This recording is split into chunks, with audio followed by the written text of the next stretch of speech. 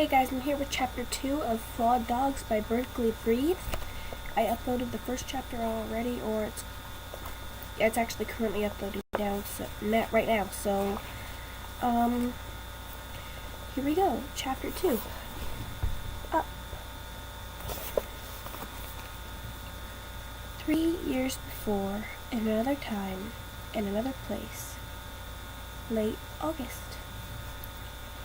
Heidi McLeod sat in the last row of the airplane as it taxied toward the small terminal and looked out the left-hand side window, changing her life forever.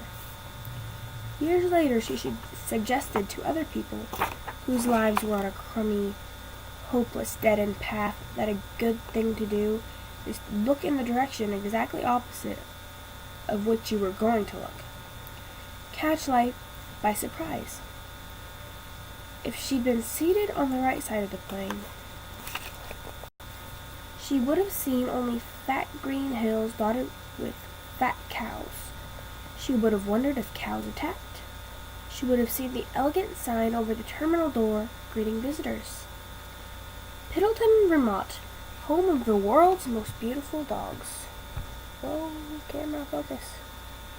I don't know if you guys can even see it. I'm trying.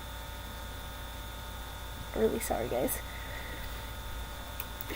Oh, brother, I don't belong here, she would have said with a grimace of remembrance. A single word would have occurred to her. Run.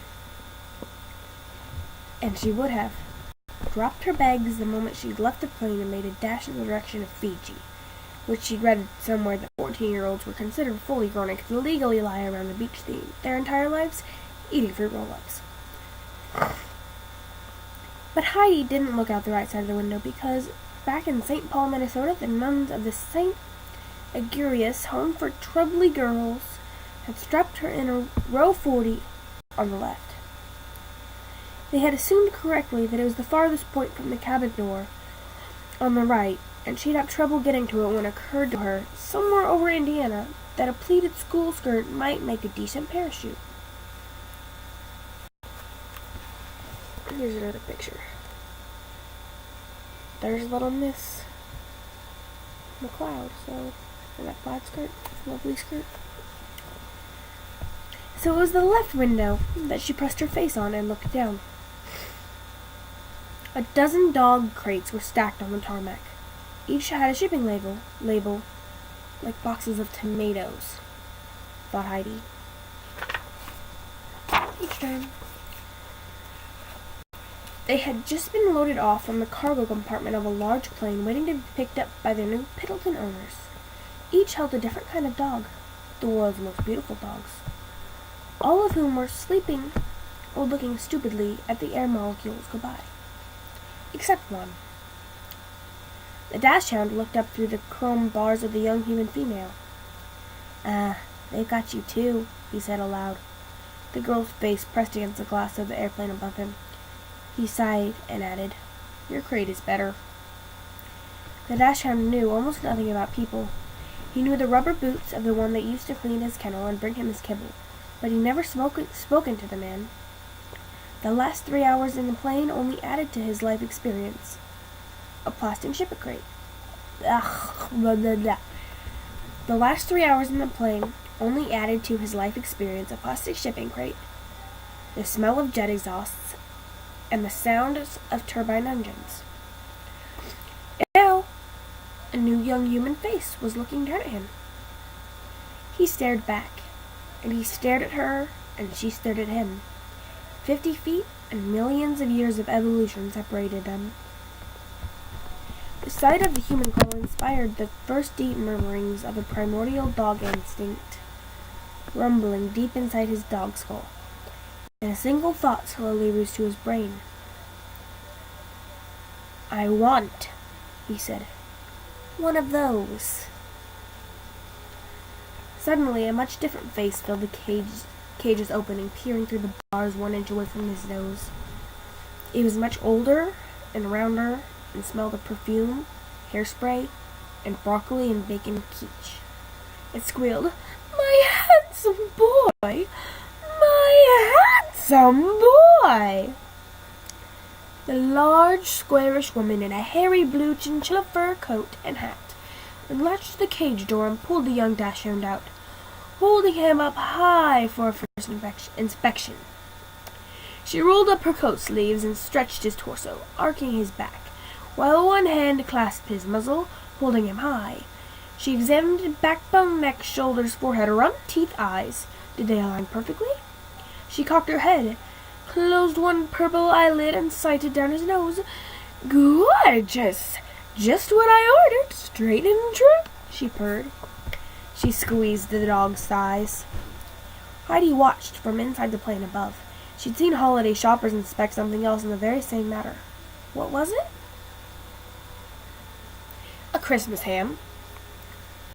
On an instinctual level, the same thought occurred to the dachshund. No, no, don't eat me, furry human, he cried out, but the vice-like fingers held his mouth shut. A whimper emerged. His eyes could move, though, and he could see that the large woman must have fallen downstairs recently. Oh, gotta go easy on the camera. It's not doing so hot.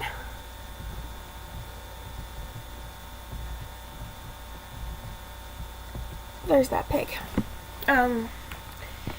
Her lips, nails, nose, cheeks, and eyes were discolored into horrifying shades of purple. He shuddered at what monstrous hues might glisten on her other unseen parts. Suddenly the woman froze. Her eyes locked to the top of his head. Good Lord and holy butter! The cranial Douglas tuft, she said. A shaking finger reached out and touched the wisp of fur curling up from a point at the top of the dachshund's skull. Pierre Douglas was an 18th century Austrian breeder. He died without fulfilling his life's dream of producing a lime green colored dachshund. Instead, he left behind a highly prized genetic abnormality that forever carries both his name and his eternal shame. I'm so sorry, it's under the laptop's on top of my foot, and my music's in the background. It just wants to bounce. So I'm sorry for the motion sickness. I'll go ahead and reread that last sentence. Instead, he left behind a highly prized genetic abnormality that forever carries both his name and his eternal shame. A little curly wisp of hair atop the head. For the large woman in the chinchilla coat, it was the holy grail of dachshunddom. She spun around and faced an airport man in white overalls behind her. She thrust the dog into the man's face. Look! The Douglas tuft! The Douglas tuft! My name is Douglas, thought the dog. I really have no idea how to say that. He apologized. It's D-U-U-M-O-G-L-I-T-Z. So, ooh, whispered the great woman in a gigantic, ecstatic gargle growl of awe. This one will finally win me the Westminster Championship. The man rolled his eyes.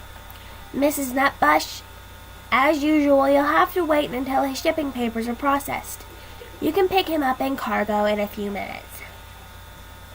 Ah, well, there it is, Miss Nutbush said, and with a flourish placed the dog back into his crate.